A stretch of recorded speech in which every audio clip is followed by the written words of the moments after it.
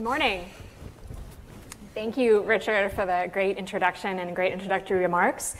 And thank you to Senator Hawley and Senator Murphy for joining us here today. We're going to kick off the day and the discussion, as Richard said, digging into a lot of the hard questions that he mentioned and seeing if we've got some bipartisan solutions that might be in the offing for any of them. I'm going to start the conversation up here, then move to the audience for Q&A, but we have three quite fancy ways of asking questions to the two senators today, so please pay attention. I'll remind you later on. So first, you can tweet questions at #CNAS for your wonderful questions. So to start, I actually want to question the premise of this conversation a little bit and talk about what actually is Congress's role in national security, because if you read the Constitution, just a really simplistic read, you see Congress is supposed to play a role in authorization of use of force, in regulating commerce, standing up armies, overseeing the Navy, all of its appropriations authorities. But I think not a week goes by when you don't see an op-ed or an academic study or somebody on TV like me who says Congress has given up all of its power to the executive branch and we are in a crisis and something has got to be done. So I've got to ask you, Senator Hawley, you are a constitutional lawyer. You showed up in Washington in January of this year. What surprised you? You're on the Armed Services Committee and the Homeland Security and Government Affairs Committee. What surprised you about how Congress oversees foreign policy, and what do you think needs to be done to change that? Well, I mean, I think there is a sense in which Congress's oversight and participation in the foreign policy debates are episodic at best. And this is part of a long-term trend that I think we should be worried about that gets to Congress actually just doing its job. I mean, I worry a lot about whether Congress is doing its job across the range of responsibilities, you know, whether that's foreign policy or whether it's the budget, for instance. I think in many ways we are at a uniquely dysfunctional moment. This is a happy way to start this conference, isn't it? We're at a uniquely dysfunctional moment. It'll get better. In the history of the institution, and I think that's something that should concern us. But can I also just say that as somebody who's new to Washington, but fresh from Missouri, where I'm from, and from spending a lot of time with voters, I think we should also be concerned about what I really think is the failure of the foreign policy consensus of the last 25 or even 30 years. We call it the post-war consensus, the post-Cold War consensus, which I think voters have now pretty decisively rejected. And it really is, I think, a form that consensus was grouped around or organized around what you might call a liberal universalism, the idea that the end of history has arrived, and that end of history will either look like the United States blending in with the rest of the world, the nation state gradually giving way to an international order of rules and international governmental associations, or it will look like the United States making the rest of the world more like us through nation building, or even, to use the dreaded I word, imperialism. Both ends of that spectrum, which are pursued by different parts of our political traditions, both ends of that spectrum turn on a form, I think, of liberal universalism. And I think what we're seeing is, in fact, history has not ended, that liberal universalist dream is not rooted in reality, and maybe more to the point, most of the point, it's been rejected by the American people, who say that we don't want to blend in with the rest of the world, nor do we want to make the rest of the world look like America. We want to see to our interests and protect our needs, and we've got to do that in a way that is sustainable. I think the American people will actually buy into, and I think that's the great challenge of the 21st century. So, Senator Murphy, you have been a strong advocate for Congress, and particularly members of your own party, providing those kinds of alternatives and, you know, giving the American people something different to think about in terms of our own potential in foreign policy. And you've also been a major advocate for stronger oversight of national security activities in all of your time in Congress. So I've got two questions for you, but I'll start with the first one because I think that I can probably take the answer. What has made it so hard for Congress to actually perform that role? You have done it admirably over all of your tenure, but a lot of other members of the Senate in particular, but also members of Congress overall, they don't play a big role in foreign policy, and I think there's a discomfort in debating a lot of these choices. Yeah, I think you're right, and let me thank CNAS for having both of us here today. Looking forward to the discussion. Let me pinpoint, I think, two obstacles to Congress playing a more important, influential role in the conduct of foreign affairs.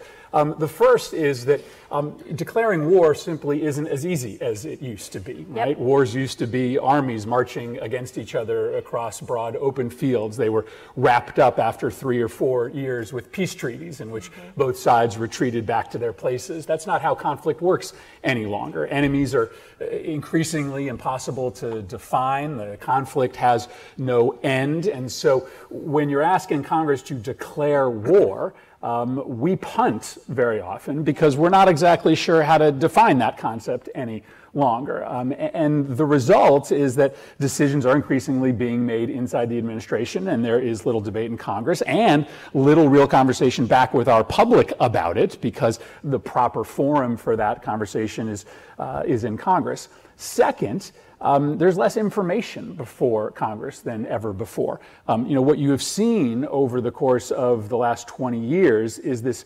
transition of diplomacy from the State Department to the Department of Defense, and a transition of military activity from the Department of Defense to the covert agencies.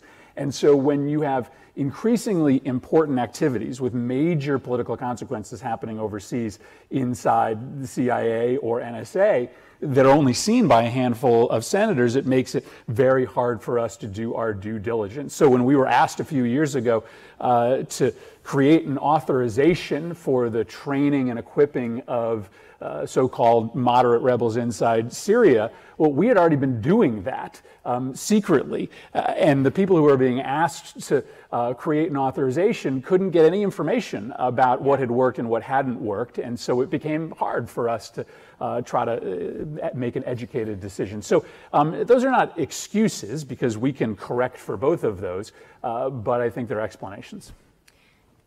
On that point, though, of how they're not excuses, I get the sense that something has actually changed a bit this year. You see in the Yemen war powers debate that you played a prominent role in, a lot of other congressional activity in foreign policy this year.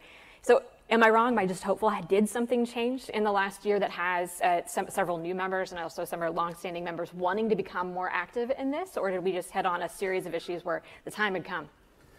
I think it's probably the latter. I think in Yemen, it was just increasingly impossible for members on both sides of the aisle to defend a policy that was leading to a unmistakable humanitarian crisis and empowering groups like ISIS and Al-Qaeda. Also increasingly difficult to justify a blank check relationship with an ally who had gone off the rails. Importantly, none of these oversight efforts have come to fruition. We have only been able to pass a war powers resolution because we found a way to do it with 50 votes rather than 60 votes. Ultimately, there wasn't enough to override a veto. And so you're talking about, fairly narrow majorities right now that are made up of the minority party and a small handful of members of the majority party. That doesn't, to me, suggest a paradigm shift. So I want to talk about the new hotness in Washington these days, great power competition. So the national security strategy and the national defense strategy both elevate great power competition as the priority, the big focus that we should be having in the national security world these days. So I want to ask if that's your view, but I also want to get to a question that Richard touched on in his remarks, which is when we put out these strategies, people like the fact that we prioritize it, particularly the national security establishment. They think that's great and useful. The rest of the world doesn't care if we prioritize or not. Iran made pretty clear this week that it's nice that we think that China and Russia are our biggest priorities, but they're still going to ask us to have a lot of time and attention devoted to them as well. So first of all, do you agree for the prioritization these strategies made? And is it even possible to actually prioritize those in practice? Can we take our attention away from the crises that have demanded our focus for the last couple of decades? Senator Hawley? Yeah, I do agree with these priorities. I think that the NSS and the NDS were very, very important documents and very important for strategic reorientation as we think about the challenges of the 21st century. And I think the return of great power competition is something that is very real, and it is going to, particularly as it relates to China, it is going to be the focus of our foreign policy, needs to be for decades to come. Can we prioritize? I mean, my view is we had better learn to prioritize because it's simply, let me just go back to a point I made a second ago. The American people simply will not support the continuing do-it-all strategy. They're not going to support these endless wars in the Middle East. They're just not. I mean, the American people, they look at what we're doing in Afghanistan, they look at what we're doing in Syria, and they say, why are we there again exactly? I mean, what is it that we're doing? I mean, I've talked to people, to fathers who deployed to Afghanistan 18 years ago, and now their sons or daughters are in Afghanistan. That is, in the communities where I come from, that is a very real, very felt concern. We're asking the middle of our society to bear the cost for these wars. We're asking them to bear the brunt of these wars. And it simply isn't sustainable to try to do everything. And I think if something we've learned about the last 25 years of our foreign policies, it's really suffered from a lack of strategic focus. So China is the pacing threat. I think that's absolutely right. Russia also to an extent. And we're going to have to reorient our priorities around that. And I think it's what the American people want. I think the American people actually know this. And just to pick up on a point Richard said, do the American people care about strategic documents? I mean, no.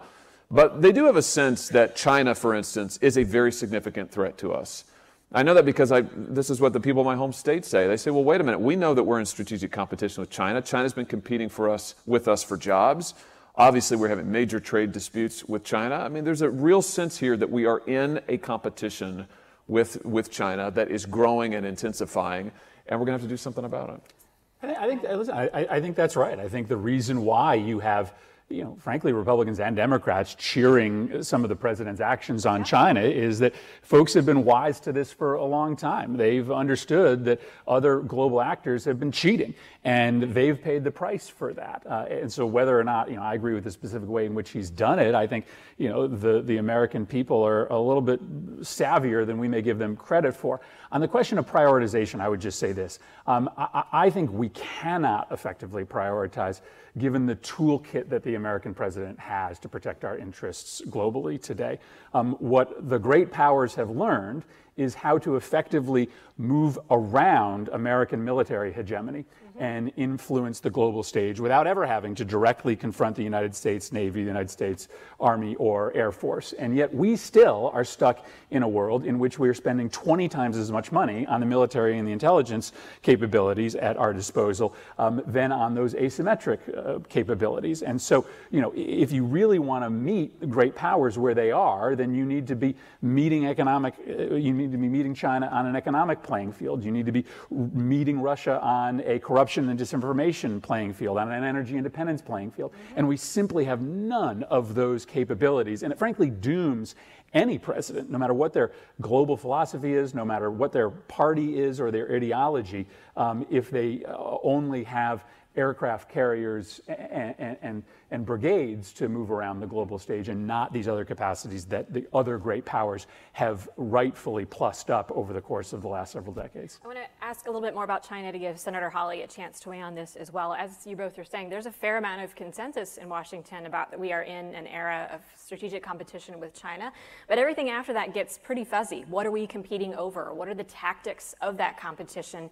And what happens if we fail? So you've both recognized in prior statements, and Senator Murphy, you just said that this is not just a traditional security competition. There are a lot of other areas that we need to be putting more emphasis in.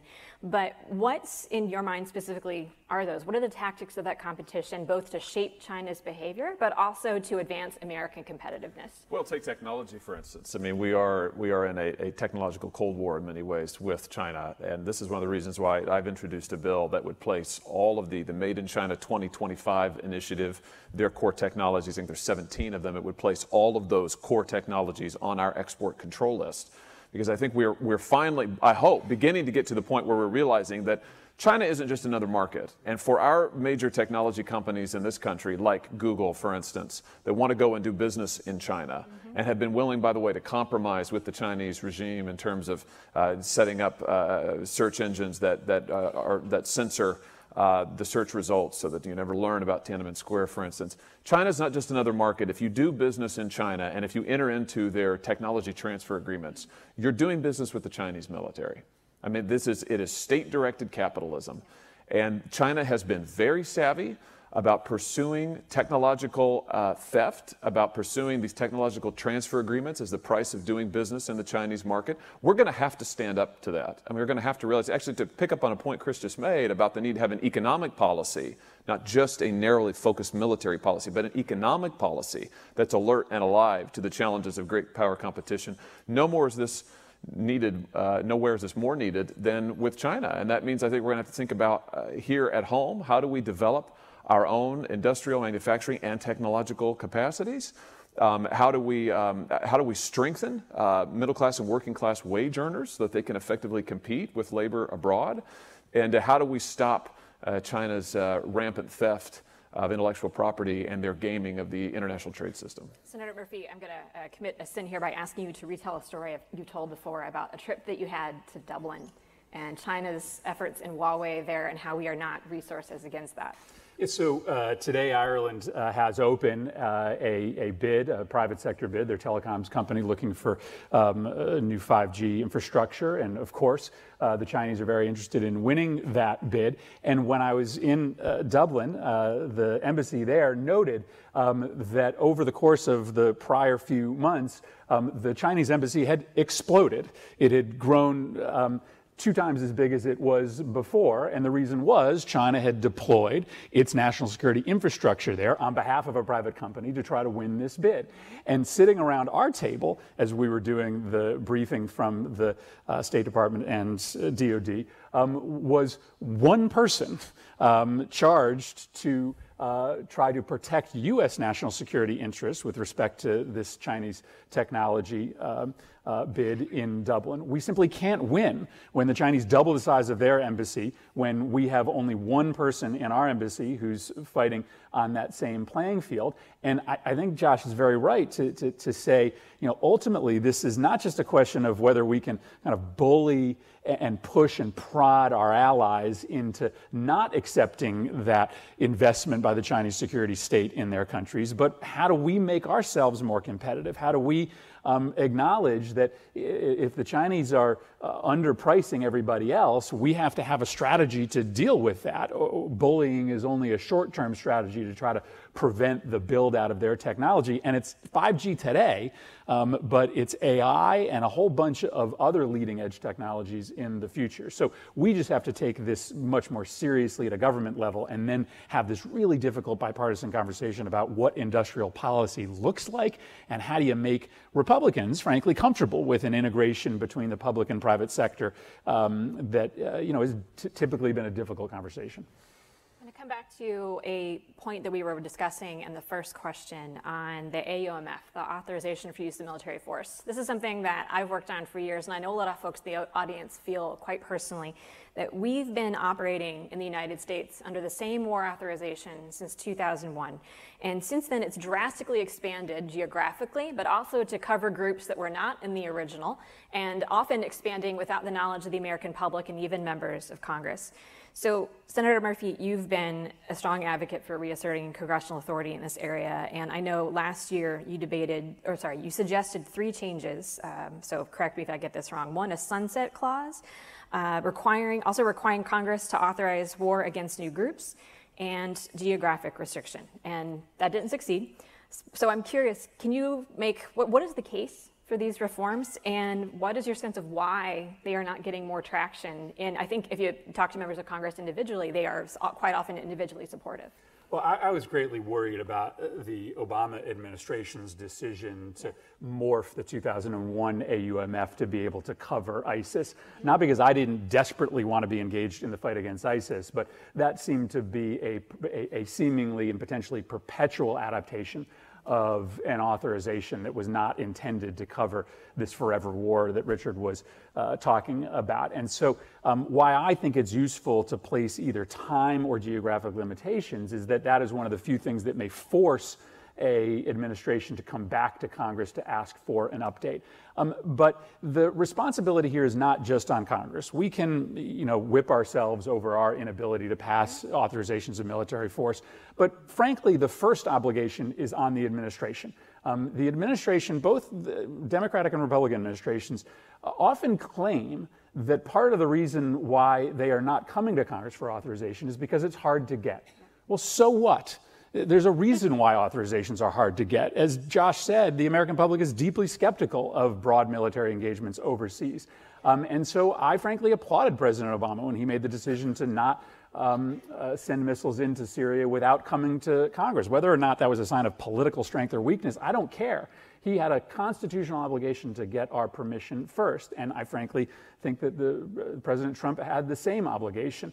So the first obligation is on the executive branch, and we need to make that clear. It doesn't excuse us, but just because it's hard for us to do it doesn't mean that the president can go ahead and do it without us. Senator Hawley, I'll let you weigh in, and then we're going to turn to questions from the audience, of which I'll start with Iran. But go ahead if you want to add. I think in some ways that the debates over the AMUF precede my time in Congress, but it strikes me as someone who's been here for only a few months that in some ways the debates over the AMUF and what exactly is covered and what isn't covered get back to this question about what is it exactly that we're trying to do with our foreign policy, and is there any real consensus on it? And I think what you're seeing is a pretty fundamental breakdown in consensus about what it is we're trying to do, particularly, actually, in the Middle East, in the CENTCOM theater, but even more broadly. And I think that these debates are reflective of that, and we're going to have to reach, I think, a new consensus. I mean, this is the urgent challenge of the moment, is to rebuild, hopefully a bipartisan consensus, but in any event, a workable foreign policy that will confront our major strategic challenges,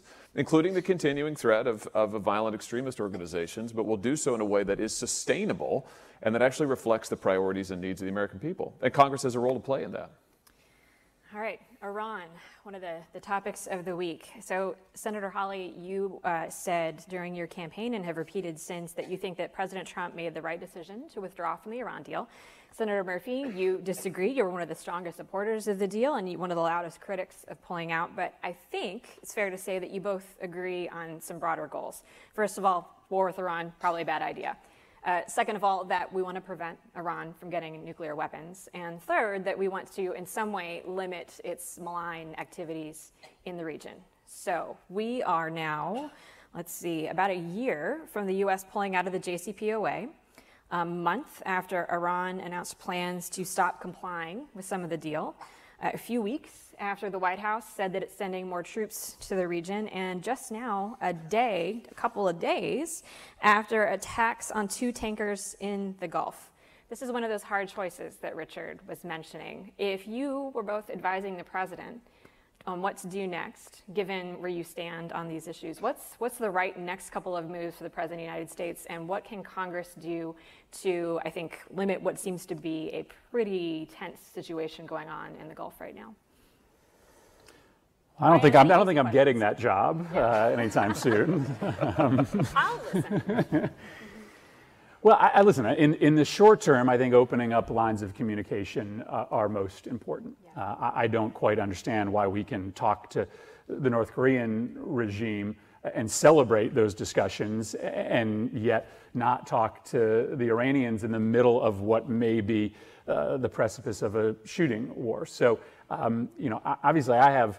And I'm happy to talk about the reasons why I think this president frittered away an opportunity to drill down on the next set of Iranian bad behavior. This president was set up with a Iranian regime that had, for the time being, forsaken its nuclear weapons program. We could have then rallied the international community to the next stage of pressure points on their ballistic missile program and their support for terrorist organizations. Instead, we decided to take a big step backwards, and now we are, essentially back in 2005 when we have an Iran which is potentially moving towards a nuclear weapon, and we're worried about Iranian attacks on U.S. troops. And we really have, I think, very little opportunity to deal outside of this crisis moment. But I think in the short run, there's a great potential for this to escalate out of control. And the most important thing we can probably do at some level is to open up lines of communication. Well, I think that here we do have a disagreement. I think the idea that our withdrawal from the joint agreement with Iran fundamentally changed the Iranian regime's either character or ambitions is, I wish that were true. I wish we could influence them in that way, but I don't think it is. I mean, I think this is a malign regime that clearly has ambitions to exert significant control, at least over its region. And they are continuing to pursue those. And so I think if I were giving advice to the president, I would say to keep up the maximum pressure campaign. I think that's a good thing. We need to send a clear signal, I think, to Iran that if they do attack American soldiers, the American people in any form, American interests, that will be met with a swift and decisive response. On the other hand, I think we've got to keep our eye on the overall strategic picture. I do worry about the idea of troop buildup in the CENTCOM theater that is not directed towards any particular strategic purpose. I mean, we have the ability to strike against Iran, to do so very decisively, to do so in a way that is proportionate, without needing to pursue a large buildup that will be there for a long time, that frankly will take our eye off the ball of what we need to be doing in the Indo-Pacific or in the Baltics. So, we're going to have to walk and chew gum here, I think, but we need to send a clear message to Tehran.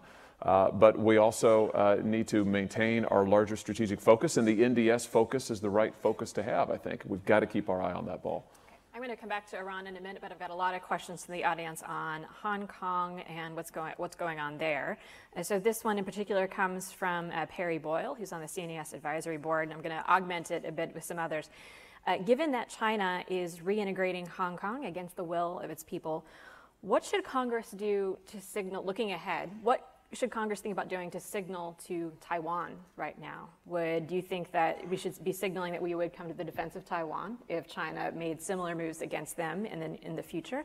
And more broadly, in terms of the U.S. relationship with Taiwan, is there anything that you would recommend that be changed or reformed in some way? I know that you've spoken a lot on this issue. Yeah, I think that preventing a fait accompli in Taiwan with the Chinese attack on Taiwan has got to be a cornerstone of our strategic policy. The NDS makes it a cornerstone, and I think it's absolutely right. We should say that very publicly, that we are not going to acquiesce under any circumstance to a Chinese fait accompli of Taiwan and in Taiwan in the Indo-Pacific. And I think we have to pursue military posture in the region that will make that very clear. And we need to work on continuing to build an alliance structure, including building new alliances with regional partners in the Indo-Pacific that will make sure that we can make good on that guarantee.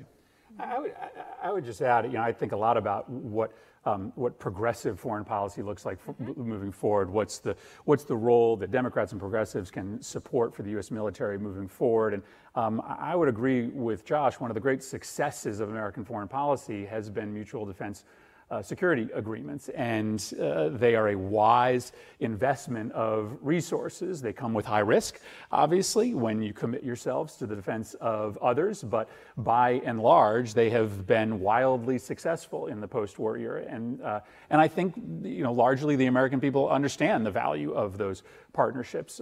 And so I would agree that as we look towards trying to confront Chinese aggression in their neighborhood, perhaps taking a look at the ability to build out U.S. security partnerships, sending a very clear message about what are the exact lines that China can cross that will require an American response is going to be an important part of our strategy in the region moving forward. Okay, staying in Asia, we've got several questions on North Korea that I'll try to kludge together here. So the last two summits, well, the first one ostensibly made some progress between President Trump and Kim Jong-un. The second one, both leaders kind of felt was a failure in some way or did not make the progress that they expected. There is potential, I think, for a third summit at some time between the two leaders. To what degree, or let me rephrase a couple of these questions. How do you think the United States in particular should relook at how it's preparing for this summit? Are there different priorities that it should have going into it? Are there different kind of forms of negotiation that we should do? Or should we change our expectations overall in terms of North Korean denuclearization? Easy questions. Yeah, I mean, listen, the North Carolinian leader just murdered all of his negotiators, so it's a little unclear who we're talking to, or in prison. Alive. They disappeared. Some of them are dead. Some of them are gone. He only imprisons. So right. So it's not exactly clear what the wisdom of a third summit is if there is no one to talk to in the lead up of that summit. The failure of the first summit was due to the fact that we didn't do the hard work ahead of time to try to create mutual understanding as to what the deliverables could be, and there was an immediate disconnect between the two leaders. Listen, I'm never an opponent of diplomacy or talks, even if those talks don't always lead to an outcome. But here is my worry. My worry is that the way in which the president wraps his arms around Kim Jong-un, the way in which he celebrates this brutal dictator, is having an effect outside the Korean Peninsula. It is giving a signal to other brutal autocrats and would-be brutal autocrats, that they have safe cover as long as they entertain the president. And so this is not just about the Korean Peninsula any longer. This is about a broader message that's being sent in this global fight between our value system and others' value system. And if the North Koreans are simply using these talks as a means to build domestic legitimacy and continue to move forward their nuclear program, then I'm not sure why we'd be interested in that either, when we could be spending this time trying to build up a system of international sanctions, trying to convince the Chinese to get back into this game. Listen, I admit that I am sort of constantly caught in betwixt and between when it comes to how the Trump administration should deal with this brutal regime. I never mind talks. I just think that the broader message that the president's conduct towards Kim is sending has long-term ramifications for our security. Yeah, I mean, I think the truth is that we don't have any good options in North Korea because North Korea is a nuclear power. And this is, I think, you could take almost everything Chris just said. If you take out North Korea, put in the word Iran, I would agree with all of it, most of it. So I think my great fear with the Iranian situation is that we would end up in Iran in the same posture that North Korea is now, where you really your options become much more limited when you're dealing with a power that has nuclear capabilities and is also, frankly, unstable. Having said that, I think that we need to continue to stay engaged with the North Koreans so long as we're pursuing the goal of denuclearization. I mean, I think we need to make that clear. I think talking for the sake of talking, it's not necessarily going to get us anywhere. But I think to get the North Koreans to commit, at least in principle, to denuclearization is a good thing. I think we should try and see if we can get more concessions along those lines. But we should also use this as an opportunity to be building those alliances in the region, not just as it relates to dealing with North Korea, but as it relates to dealing, again, with our longer-term challenge there, which is China. And so I think we should use this opportunity to be working with allies, to be talking about the panoply of security concerns there, but focusing, again, towards the medium, long term, towards our really big challenge. Got a couple of questions from the audience about the tech sector and disinformation. And Senator Hawley, I know you've been a pretty harsh critic of the technology sector. You had a speech, I think it was last month at the Hoover Institute, in which you had a term that I really liked called attention arbitrage as a business model, a concept that I found particularly concerning given the evidence that we've seen of foreign manipulation of social media and the degree to which current social media companies may be to some degree benefiting in some way from this manipulation. So my first question for you on this is, what more should the tech industry be doing to address the threat of foreign disinformation? And perhaps more importantly, should more regulation be on the table, and in what form? Well, I mean, I think first of all, as it relates to the tech industry, they should be, and foreign interference, I mean, they should continue to work with DOD and all of the relevant agencies and channels of our government and the security apparatus to make sure that we're doing everything we can to prevent foreign interference via the channels of social media in our elections, from whomever it comes, whether it's from Russia, whether it's from China, I don't care who it is. But I think there's a real, after the 2016 election, I think there's a heightened awareness on the part, I hope, of the tech companies, certainly I can say within the government, that this is a form of interference that's real, that is concerted, that is coordinated, and that we need to be alive and alert to. But let me just say something broader about the tech companies. I am very disturbed by this trend that we have seen in Silicon Valley of tech companies being very happy to run and do business in China, to submit to China's many censorship demands. But then when it comes to helping develop AI technology that will make sure that we're not dropping bombs on innocent civilians, but actually targeting bad guys with the U.S. military, Google and others say, oh, heaven's sakes, no, we just couldn't possibly. We have moral qualms. Well, I think this should be the good beginning of a good social debate. You have moral qualms about working with the United States Department of Defense, but you don't have moral qualms about partnering with a repressive Chinese regime that, as we speak, has, 1 million or more Uyghurs shut up in concentration camps, that is trying to brutally suppress its people, that has developed the most sophisticated authoritarian dictatorship in the history of the world? I mean, really?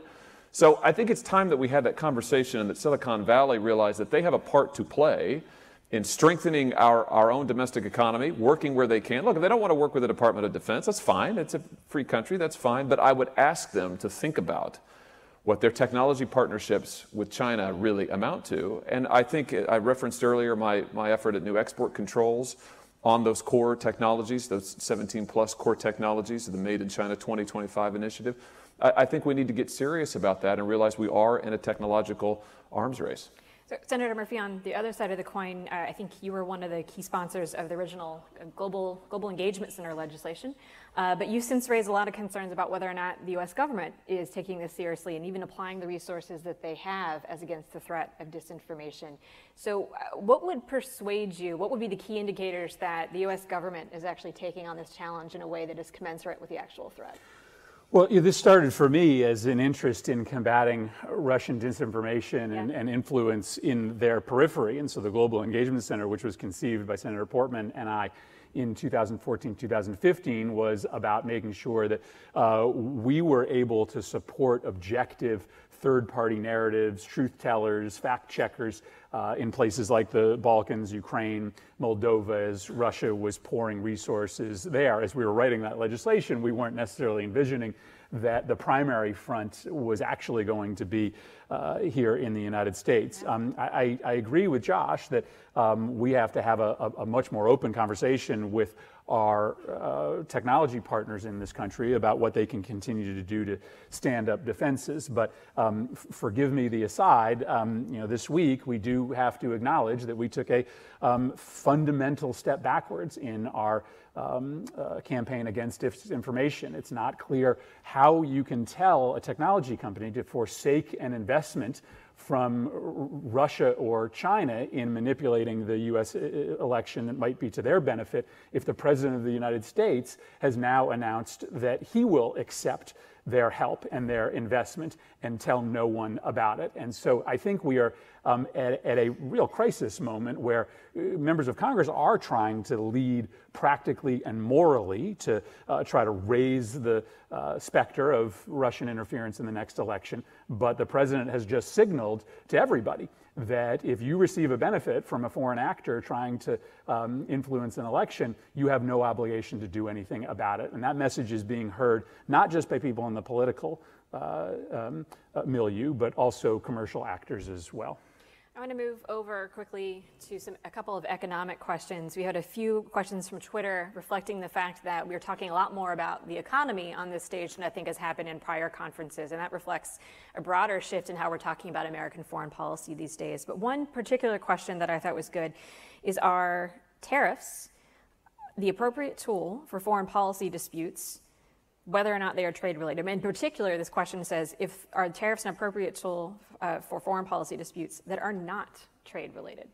I would take it on a case by case basis. We have empowered the executive to use tariffs to deal with national security emergencies. And I think it probably is wise to give the president a panoply of tools with which to deal with true emergencies.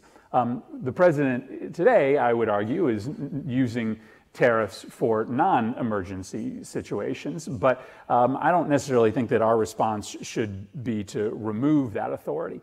I think the broader danger, when you look at the way in which we are using American economic power abroad, whether it be tariffs or sanctions authority, is that all of this relies on the United States continuing to be the predominant standard setter of the global economy, the dollar being the world currency. And as we continue to be, I would argue, overly reliant on sanctions and tariffs, it invites the world economy to look to a different standard, a different model, a different reserve currency. And I think we all have to be careful about that. But no, I wouldn't necessarily withdraw the authority. I just think the president may be using it in a way that is a little bit too creative. I think that I agree with Chris that I think that it's a case-by-case basis, but I think the short answer is yes. I mean, they can be. I mean, tariffs can be, I think, an appropriate response. But let me just use that to make a broader point, which I've now made it several different times, but I want to underscore because I think it's so important. And that is that I think there's been an easy assumption for many, many years now, decades now, that a system of greater international trade on whatever terms that trade might come, greater globalization of our economy, whatever that might look like in its specifics, is automatically good for the United States and it's automatically good for the American worker. That turns out, I think, to be a very problematic assumption. And that has opened up a gap between our foreign policy elites and many elites in our leadership class and the rank and file of the American people, many for whom globalization has not been, to put it mildly, an unmitigated blessing. We are going to have to strengthen and recommit to strengthening the great middle of our society who fight our wars, who pay our debts, who sustain this country if we're going to be able to sustain a robust foreign policy and continue to be a leader in the free world, the leader of the free world. And I think that challenge, really, it's not just a domestic challenge, it's a foreign policy challenge, it's a whole of government challenge, it's the great challenge of our time. And listen, I think the assumption was, as in Josh's opening remarks, were that China would take this journey with us. And not only do they not take this journey with us, but they recognized that they could smartly ply upon American generosity and openness of markets in order to lap us economically. And again, Americans are wise to what they did, which is why many of them are supportive of the president's hard line. And so I think that, this is exactly right, that we need to sort of wake up to the fundamental understanding of the American people that we haven't caught up to. Got a lot of super national security nerd questions about the national security apparatus and whether or not the structures that were set up in 1947 and shortly thereafter are actually adequate to the task, in which you're speaking my language, but it's not often the language that gets a lot of people's real creative juices going. That said, Senator Murphy, you had a report out a couple of years ago on the need to reinvent how we perform foreign policy and shift a lot more resources over to the foreign affairs budget. So I hear a lot of leaders today quote Secretary Mattis to say that if you don't buy me more diplomats, I'm going to need you to buy more bullets. And they love that line, but we don't actually end up buying a lot more diplomats. So I'm curious, like, if you could, well, first of all, if there's one big reform that you could do, the national security apparatus, either of you, what would it be? And then second of all, why is it so hard to buy more diplomats? Like, what's the actual barrier here behind, both in the executive branch, but also in the legislative branch, to make that investment that I think a lot of people agree we need? Yeah, listen, it's wild to think about today. The United States has more individuals working at military grocery stores than we have diplomats in the State Department. And I wouldn't resource diplomats just for the sake of buying and purchasing more. It's about what capabilities are we missing. So I identified one. We need far more American diplomats fighting the technology war abroad, making the case for why Chinese technology is ultimately just about letting the national security infrastructure through the front door. We should have a class of anti-corruption officers everywhere, right? Today, our political staffers in these agencies are dealing with domestic politics, corruption, graft, intimidation. We have to have a cadre of anti-corruption officers everywhere around the world. I don't know what capacity I would pick to put first, but I'll just give an advertisement for a bipartisan piece of legislation that has passed the House and is pending before the Foreign Relations Committee today, which is to add a big energy independence financing infrastructure to our toolkit. Right now, there are countries that are begging for help, especially in and around Russia's periphery, to make themselves independent of Russia, oil, and gas. And right now, all we can really offer them is advice. Senator Johnson, Senator Rubio, myself, and others have put forward a bill to create $1 billion financing mechanism by which we could actually put money on the table. And if you ask me, if you're going to spend $4 billion in Eastern Europe, is it better spent on a military investment for a sort of conventional Russian incursion across a NATO border that is unlikely to come? Or is it better spent on creating an investment plan to make all of those nations able to turn away from Russian petro resources? And I think that that's a bipartisan breakthrough on a new capability that's possible this Congress. You'd have my vote, but sadly I'm not up there.